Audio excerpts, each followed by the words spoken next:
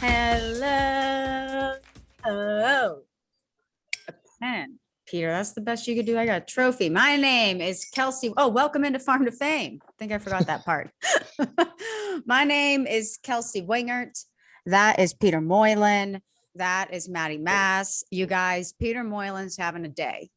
We are having a day. And we just want to preface this episode with telling you guys about his day because it's going to affect the episode. Pete is at a haunted hotel in Milwaukee. Go on. Carry on. I'm at a hotel in Milwaukee. Haunted. And I woke up this morning and went to get my coffee. And Cheers. when I returned from my coffee, I noticed the elevator doors were all open and nobody was coming up or down. So I went to push the button thinking that it'd go ding, ding, and there was no ding. I also noticed that the lobby was very dark compared to what it was when I left. Turns out they don't have any power. Not only do they not have any power, they don't have any running water. They have running water, but it's not powered running water. So it's like a drip. No electricity, no air conditioning, no elevators, no internet, no fridge, no food.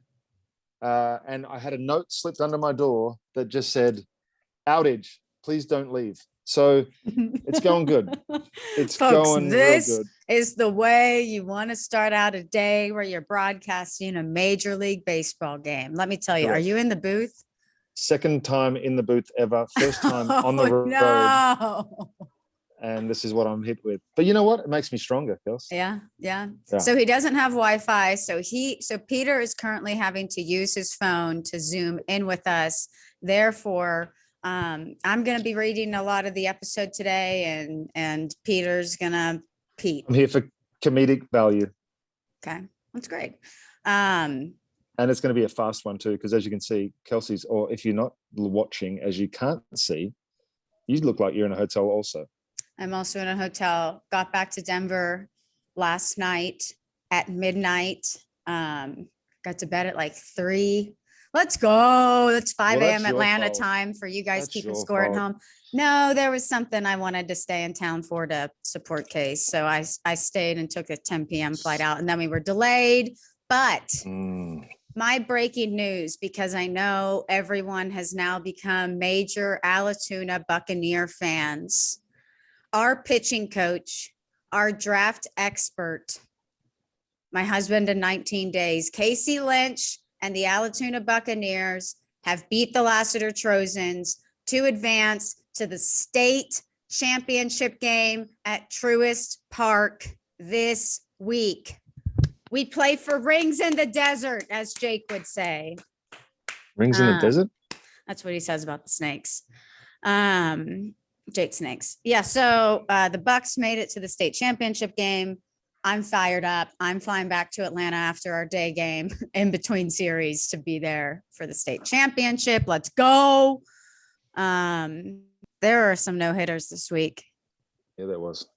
And that's our opening segment, which is brought to you by our king, our draft king. You can slide into stacks of cash this baseball season with DraftKings Sportsbook, an official sports betting partner of Major League Baseball. New customers can bet just $5 on any team to win and get $150 in free bets no matter what, win or lose. Looking to turn a small bet into a big payday during the MLB season with DraftKings same game parlays. You can do just that. Create your own parlay by combining multiple bets like which team will win, how many bases will be stolen, total runs, and more. It's your shot at an even bigger payout. DraftKings is safe, secure, and reliable, just like BBD. Best of all, you can deposit and withdraw your cash whenever you want. Download the DraftKings Sportsbook app now. Use promo code JOMBOY. Bet just $5. Get $150 in free bets no matter what happens on the field. That's promo code JOMBOY at DraftKings Sportsbook, an official sports betting partner of Major League Baseball. Minimum age and eligibility. Minimum age and eligibility restrictions apply. See show notes for details. MLB trademarks used with permission. Reid Detmers. He had no permission to do what he did. Reid Detmers, folks, last Tuesday versus the Rays. I tweeted this out. If you don't know who Reid Detmers is, well, if you're here, you probably do know who he is. But for our friends who don't listen to Farm to Fame, you wouldn't know all about him when he threw that no-hitter the other night versus the Rays.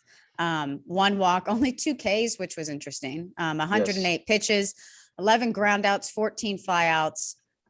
He lowered his season ERA from 5.32 to 3.77. That's fun. Love that for him. What a jump.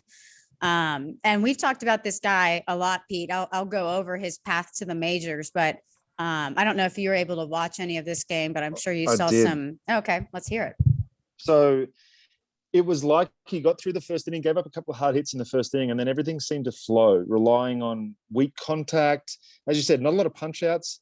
Not lots of swings and misses, but it felt like just a lot of soft contact throughout the outs. There was a couple of good plays made also, which every no-hitter seems to have. But I think the no strikeouts is what allowed him to get through the 9 innings, because his pitch count, he was under 100 pitches coming through 8. So there was never, ever that question of, does he go back out for it? Does he? No, maybe there was, but in my eyes, you're under 100 pitches going into the 9th inning, then you have every opportunity to finish that thing off. And he did it beautiful. I think he ended up with 106 or 108 pitches or something like that. 111, whatever it ended up being, it wasn't a lot. 108. It's been so cool seeing, man, I'm just so freaking happy for the Angels fan base. And just seeing how excited they are about this team now. I know my cousin went, that night was the Shohei Ohtani bobblehead. So my cousin went to the game for the bobblehead and got to witness Reid Detmers throw a no-no, which was pretty cool. But that place looks freaking electric. And we've talked about Detmers in the past. This is a guy who last year easily could have cracked the opening day roster for the Angels, and they didn't. I believe it was Chris Rodriguez that cracked it instead of him. But this is a guy we were talking about before the start of last season. He was drafted by the Braves in the 32nd round of 2017. He declined and went to Louisville. He pitched 3 seasons at Louisville. And while he was there, 20-6 record, a 3.20 ERA. Pete, 284 Ks to 73 walks. You love that over his career there. Then he was drafted by the Angels 10th overall in 2020. So this is why we talked about him a lot leading into that 2021 season, because he was just drafted in 2020. He didn't have a season and had a chance to crack opening day last year. Yes.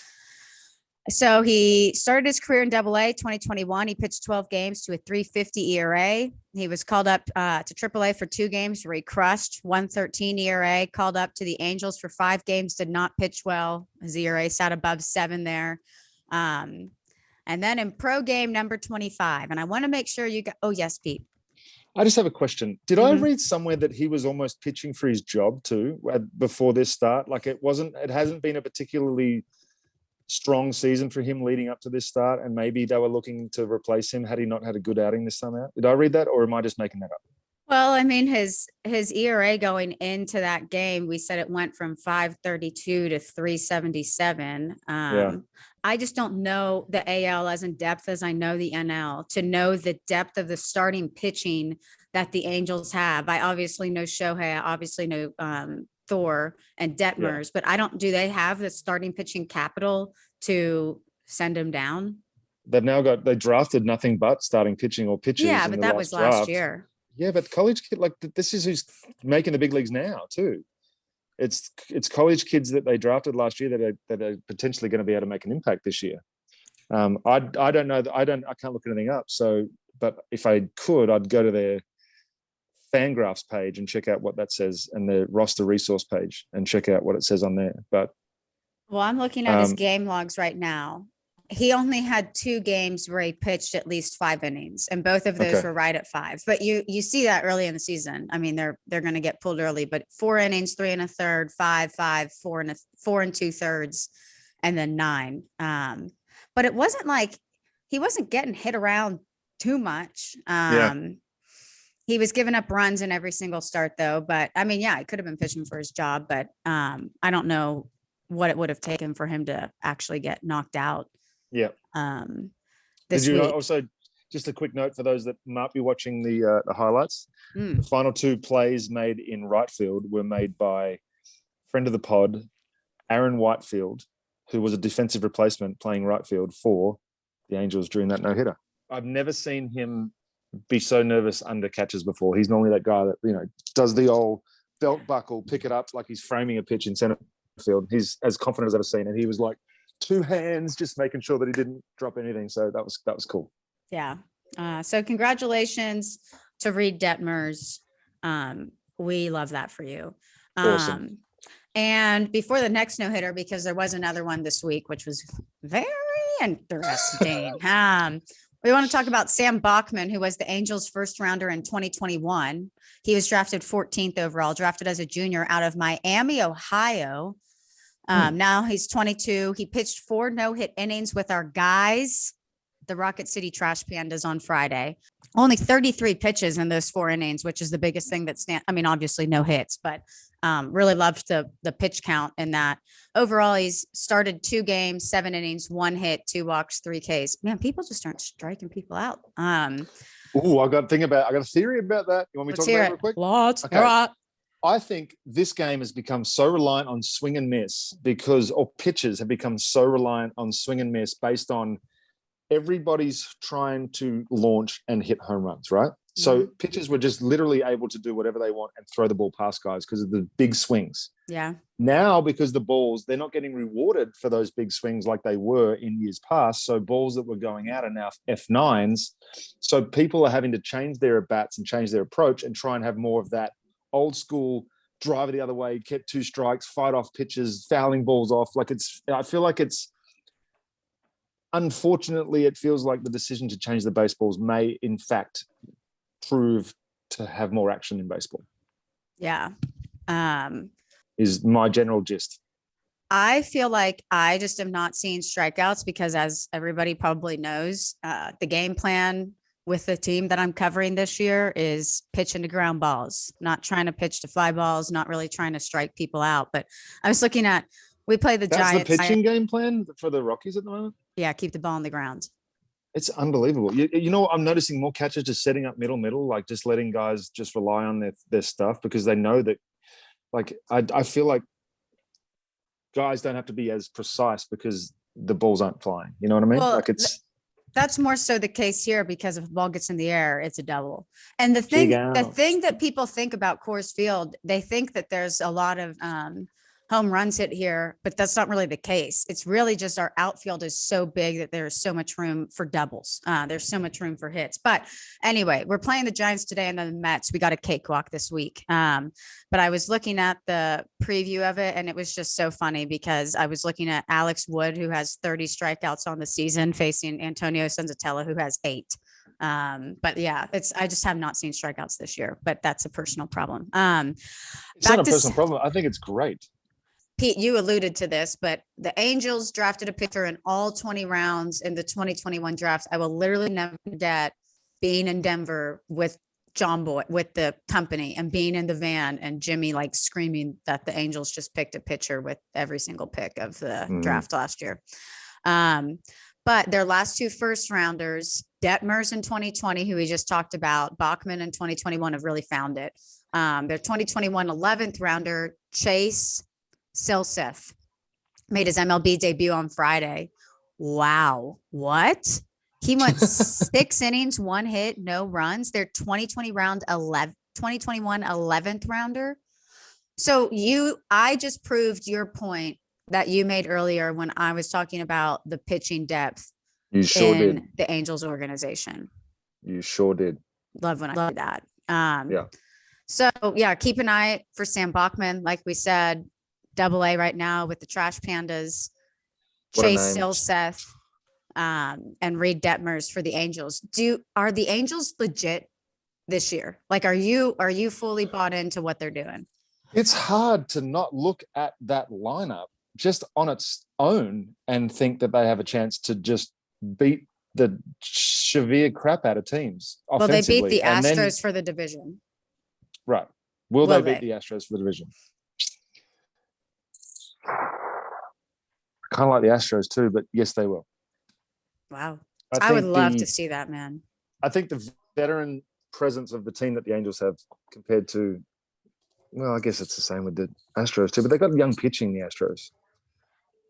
I guess the Angels will too if they keep bringing these young guys. I don't know. That's a great What's going question. on? Is our dude with the Astros, Luis Garcia, like, has he been Rocking the baby. doing things? We talked about him so much last year. He has a 2.94 ERA. Way to go, Luis Garcia. Okay. Hunter Greene. What, Pete? Oof. Hold on. There you back. Okay. You're back. The Reds threw a no-hitter and lost. Against the Pittsburgh Pirates at that. The Pittsburgh Pirates did not record a single hit and won the game. The Reds were on one. Didn't they like win 5 out of 7 at one point? They were streaking, and then they go and lose a game like this. Like, it's just heartbreaking for me because I like a lot of guys on that team. And I mean, what are you supposed to do? You can't take him out. He walks 2 guys to put 2 guys on. You've got to take him out. There was almost a double play. It looked like the guy took, I don't know who was playing second base, but who was playing second base at that point to turn that double play? I can't remember, but it was like. Is Jonathan India back? No, it looked like there was a bobble and a couple of steps to try and get the play at second base before they turn the double. Had they turned that double play, then that'd be 0-0. But well, Hunter Greene, 7 1/3, no hits, 118 pitches, which added up because he had 5 walks. He had 9 Ks. Pete talked about how the Ks can kind of build that pitch count up, but I mean, obviously great outing for Hunter Greene to go 7 1/3, no hits, but 5 walks, hate that. And, you know, I mean, we've noted it extensively. Like, he gives up the long ball and he walks people, and that's just hate that. But great outing for him. Like I touched on last week, though, you look at Tom Glavine's first year in the big leagues, and you'd never think that he would turn out to be the guy that he was. So there's going to be times where these guys have to learn on the fly as well. It can't just be, well, you struggled, go back down in AAA, figure it out. No. Now's a perfect time for the Reds to have him figure it out on the fly up here. And he's going to be so much better for it if he can get through this. Look at the 2 outings that he had before the no-hitter. It was like, I personally was like, man, it just looks like he's lost all confidence. And then he comes back a week later and he does that. It's like, this is what is going to happen with these young guys as they come up.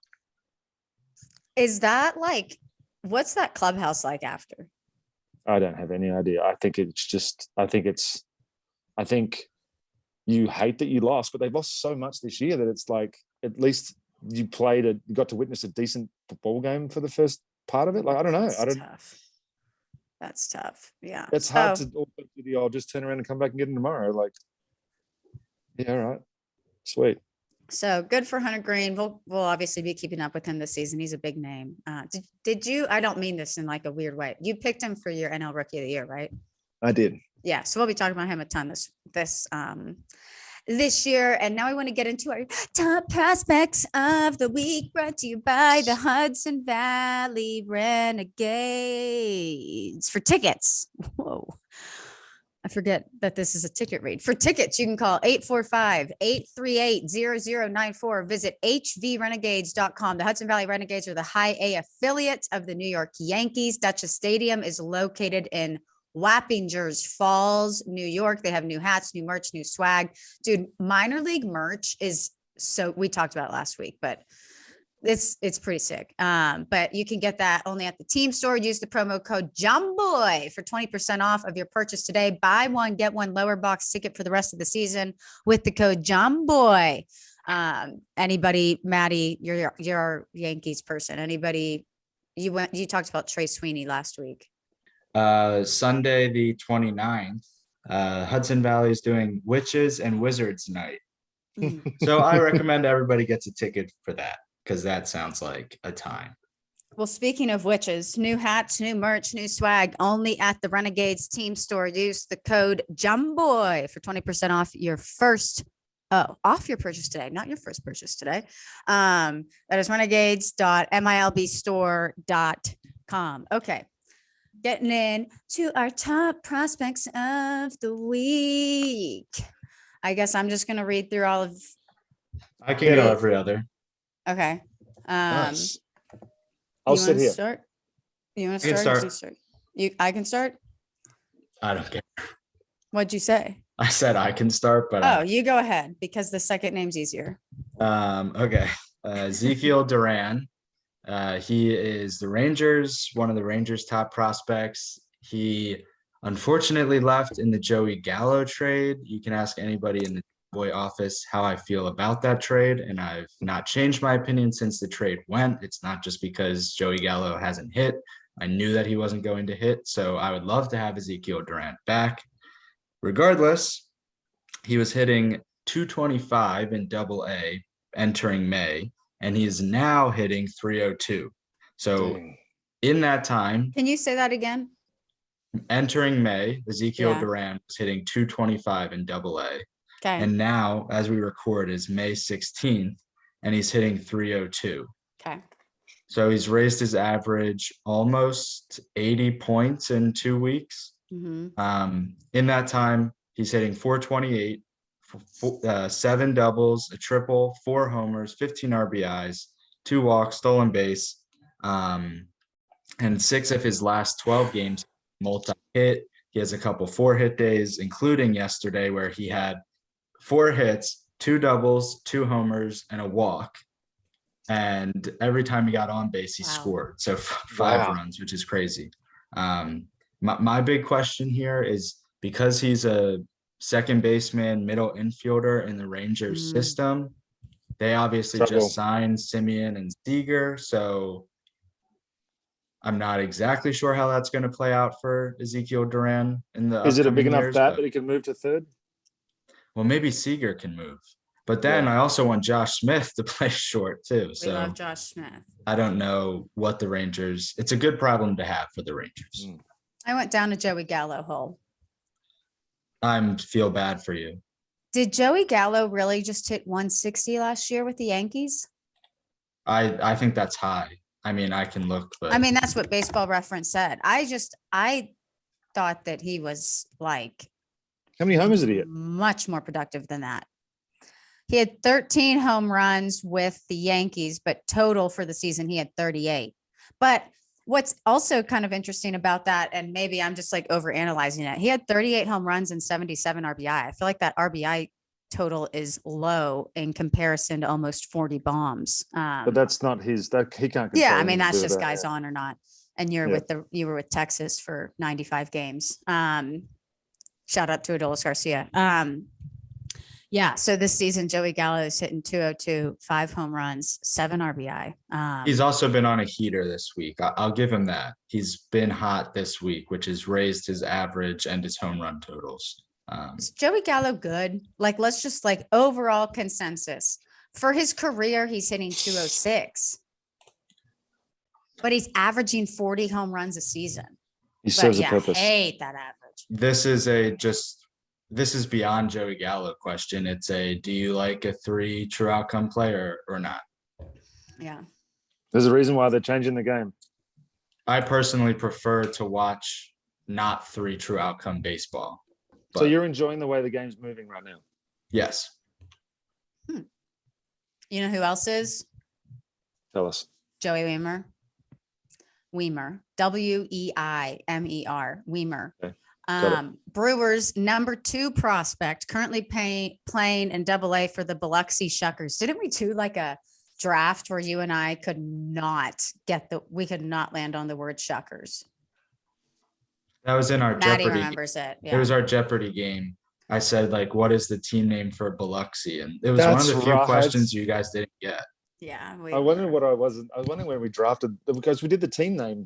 Was it a team name draft? But I think someone picked the Jeopardy. Shuckers. This is when I was Jeopardy. wearing the Frosted Flakes. So he's hit 5 home runs in his past 6 games. 4 of his last 6 games, he's recorded 2 or more hits. On the season in Double-A in 33 games, he's hitting 302 with 12 doubles, 9 home runs, 27 RBI, 6 stolen bases, and a 980 OPS. Wow. Legit prospect. Yeah.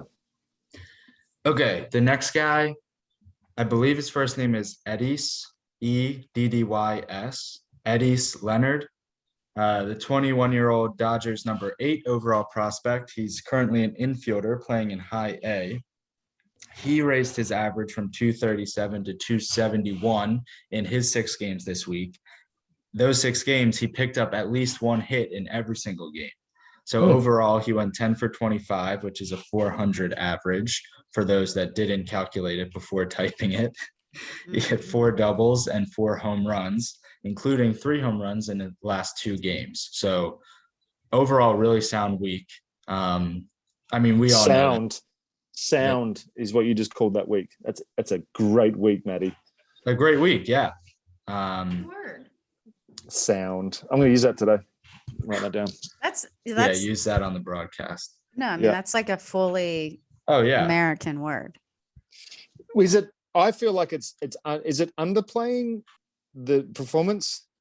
I would say sound means steady. Okay. Like that would be my cinnamon.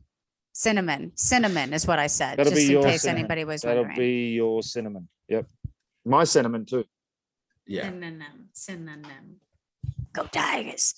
I love this name. Micker Adolfo. The White Sox number 13 prospect. He raised his AAA average from 224 to 288 in his last 4. He went 8 for 13, 2 doubles, a home run, 5 RBI, 2 walks. Sunday, he went 4 for 4 with a home run and a double. We love that for Micker. Mm-hmm. To raise your average from 224 to 288 in 4 games. And especially because we're not even a quarter of a way through the season, but we're not like in that first week of the season where your batting average skyrockets 100 points because you got 1 hit. So it is the first week of the season in this organization, AAA White Sox, for your mean Mercedes. Did you see that? No. How's our guy? It's his first week back from injury in AAA. So how's our guy? Going over to the other Sox, Red Sox, number 14 prospect, Connor Siebold. He was originally drafted with the Phillies in 2017 and then was part of the Nick Pivetta Boston trade in 2020. He had a sound outing on Sunday in AAA, 6 innings, 1 hit, 0 runs, a walk, and 11 Ks. I forgot that was the thing that got him on this list. 11 Ks is really something, especially because he's in AAA. All of that on 92 pitches. Especially since Kelsey's already said that the strikeouts are down, way down all across the world in every baseball league in the world. I'm sucked into my Denver vortex right now. That's true though. I'm with you. I'm also curious how Kelsey will react to this slide because I know it's nice and not nice. Yeah. Because we love Bobby Miller and we love Jack Leiter. But Dodgers number 2 prospect, Bobby Miller, I believe he was a 2020 draft pick. He faced off against the Rangers number 1 prospect, Tree Stump, Jack Leiter, in Saturday in Double-A. Bobby Miller. Oh no. Bobby Miller went 5 innings, 3 hits, no runs, 1 walk, 5 Ks. Good job, Bobby Miller. Jack Leiter went 1, 2 thirds, 7 hits, 6 runs, 1 K. Jack Leiter went 1 2/3. He gave up 7 hits, 6 runs, and took his ERA from 193 to 443. Still got tree stumps though. But that was a really big prospect matchup. I mean, man, that would have been fun to see in person. But those are 2 guys we're going to see up here in the next. We could see them both up here this year, honestly. September, maybe not. But maybe not. It might be if it's not a September with those sorts of guys, like with the uber prospects that are probably going to come up and never go back down again. That's when you see the mid-May guys. So they get 3.5 years out of them instead of 3 years. So I think that he may be a middle of the year next year, or if somehow the Rangers look like they're going to be doing something in September, maybe they call him up in September and add a bit of punch then. Try and make it the playoffs. They got 12 playoff teams now. Okay, your turn. Next up is Enrique Bradfield, who is my favorite college player, I think. Vanderbilt sophomore center fielder. Last Tuesday, he stole home when Vanderbilt was down 1 run in the 9th with 2 outs. So he tied the game, stealing home. If he gets thrown out there, I guess it's a move. You don't do that on your own. I assume that, here's my opinion of college baseball. I think the managers and the pitching coaches control absolutely everything. So there's no way if you're stealing home with 2 outs in the 9th inning, that you're going to do that on your own. That's direction from somewhere else. Yeah. And they probably saw something that, that they were Right. Maybe it was a 3-9 to the plate or exploiting. Well, regardless, he ties the game in the 9th, and then Vanderbilt wins it in the 11th. So huge stolen base. He's currently 37 for 37 on stolen base attempts this season. So that's crazy. I think he was projected as like probably going to steal the most bases in college. He's not. Somebody else has 55 already, I believe, or something like crazy high. But I think he's 55. Yeah, I think he's in 4th place with 37. Somebody has an insane amount. It's in the 50s. It's something like how many 50. games do they play in college? Let me just look it up for the sake of this.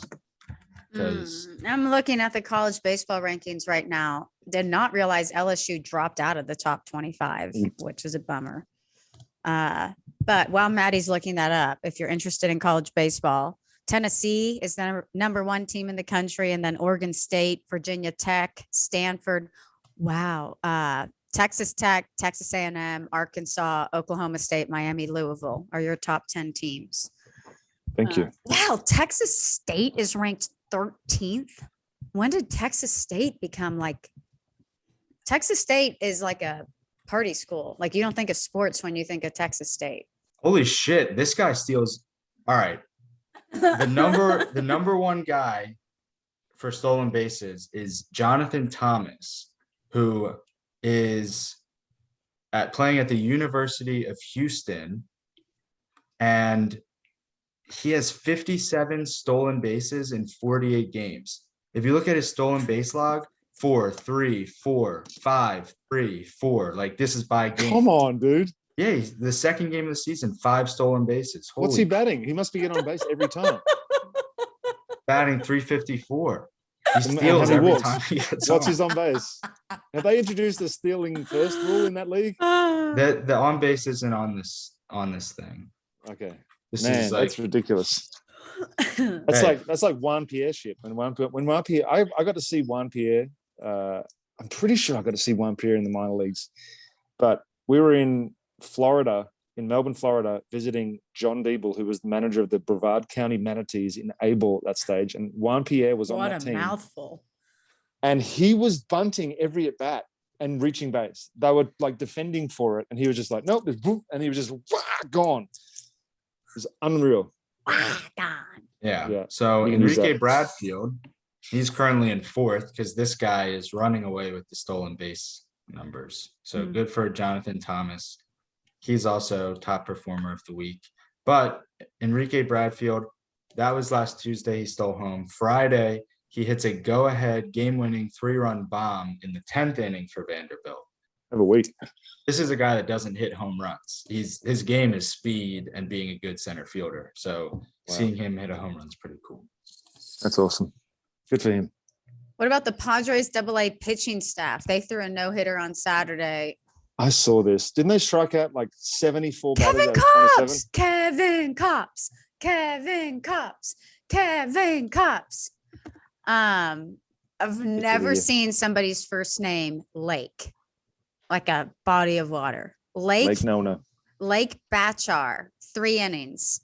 Moises Lugo, 3 innings. Carlos Bellin, 2 innings. And Padres number 15 prospect, Sugar Land, Texas native, Kevin Kopps, who pitched an inning combined for 9 no-hit innings. Bellin and Kopps did both issue a walk in the 8th and the 9th inning. But congratulations to the Padres AA pitching staff for throwing a no-hitter. I am living in the NL West and had no idea that there was a graphic that MLB on Fox put on Instagram, and it showed like the 7 teams who had reached 20 wins. This was a couple of days ago. I had no idea that the Padres were having that good of a season. Yeah, they are.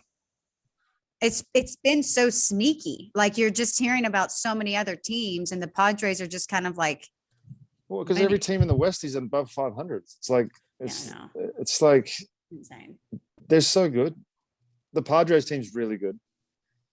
And they still haven't really started playing, and they don't have Tatis back. Yeah. Hosmer's going off his Good for Three. him. Good for him. You hear Yeah. your name getting tossed around so much in those trade talks and dumping your salary and da da da. Yeah.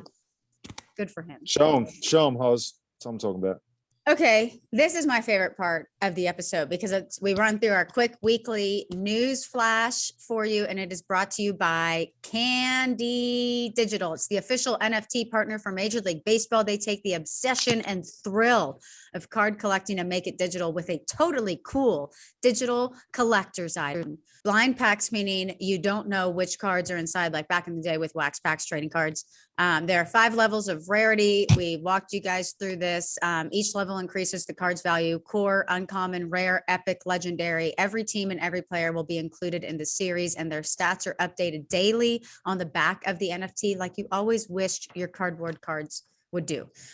So the packs in May drop on May 3rd, May 10th, May 24th, and May 31st. You can purchase with a credit card for $50 on Candy's marketplace, which is MLB.candy.com. So set up an account at candy.com/MLB or by clicking the link in the description to start your collection today. I think that I still have a pack left. All right, we're unwrapping my pack on MLBcandy.com. Unwrap my pack. We're ripping packs. We're ripping. Okay, let's see what's inside. Uncommon. So that's the second level. That's the second highest level. Did we get an uncommon in any of our other packs? Oh, We've gotten uncommons, and I think that they start you with your highest. yeah. Yeah. So you're only going down from there. Well, this is Kyle Tucker. We got Kyle Tucker for our uncommon. Man, that's terrible quality. I apologize. Okay, I got another uncommon. That is Zach Pop. I remember him. Okay, and my last core is Marte. So that's how it's done.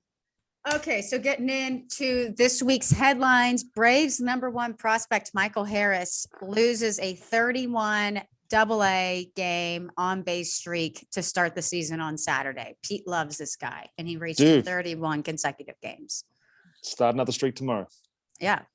Yeah. He was 31 for 31 games. So he made it a full month, and then he lost it this weekend. But shout out to him.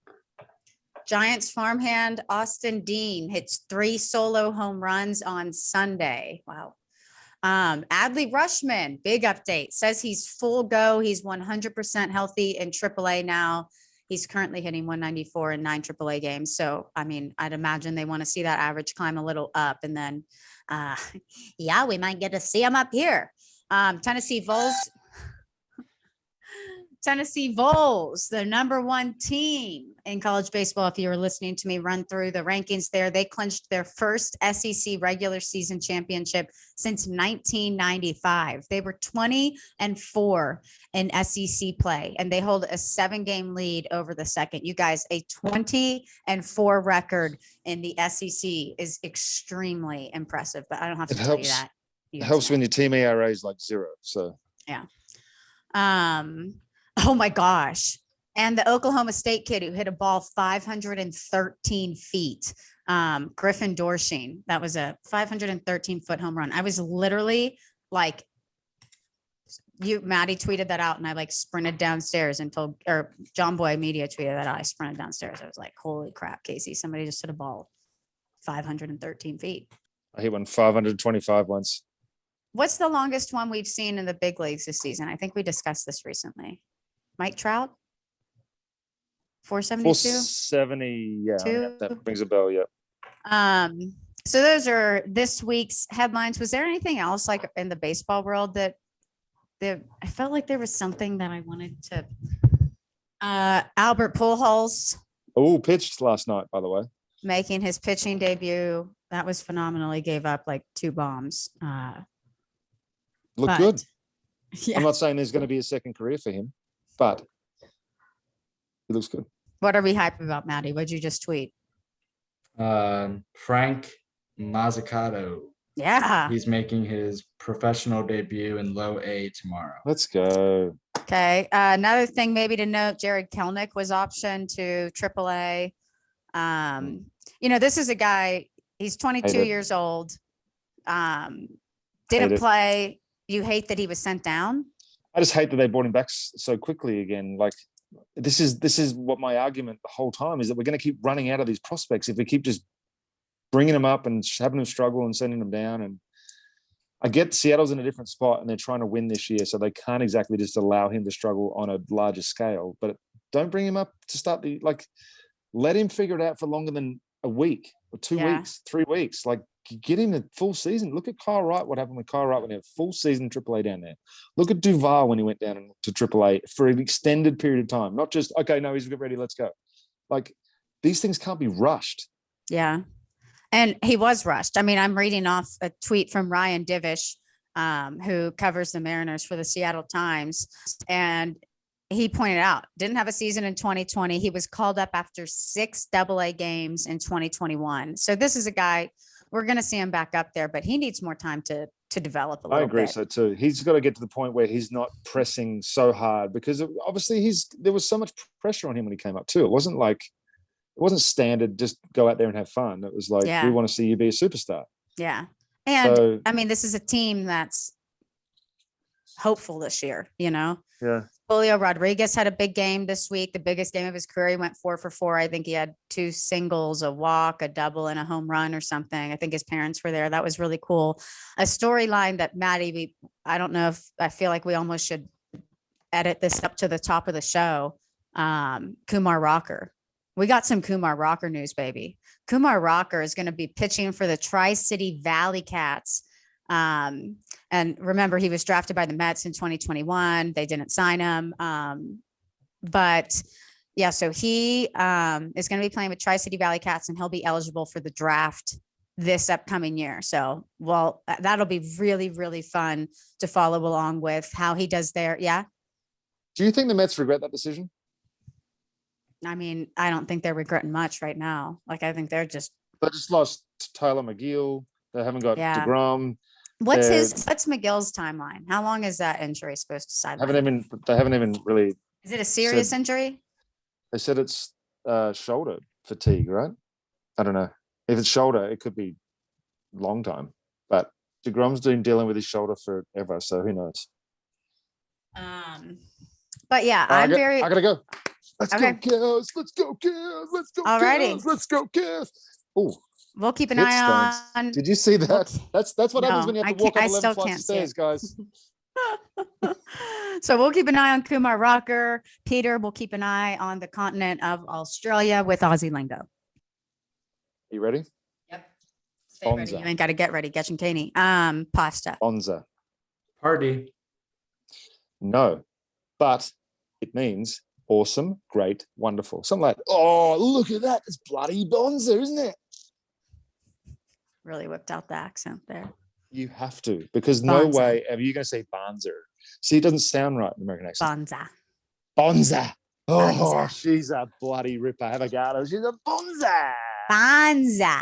That'll wrap up this week's episode, folks. It was great time with you guys. Peter doesn't get a shower. He's calling a game tonight. Wish him luck, which is pitch stains luck. But I do have hand sanitizer mist, so I might just give that a bit of a. There we go. Oh, he actually did it. Okay. Baseball's back, folks. Hot in the streets. Except I'm hot in the streets. Yeah, not it's many hot good in this series room this week. I got no AC. It's getting, hey, I'm having a great time. I don't let things like this dampen my spirits. If I'm going to go and smell like a foot, I'm going to go and smell like a foot. I'm really glad that I did do 2 laps to the Starbucks in this morning and then walk up 11 flights of stairs before I realized I'm not going to be able to have a shower. So I'm fired up about that. But sponge bath. Good luck shaving. He's going to take a bucket, bring it out in the room. It's a whole thing. We hope you guys have a great week. We love you. Farm on. Farm often. We will see you next Wednesday. Maybe.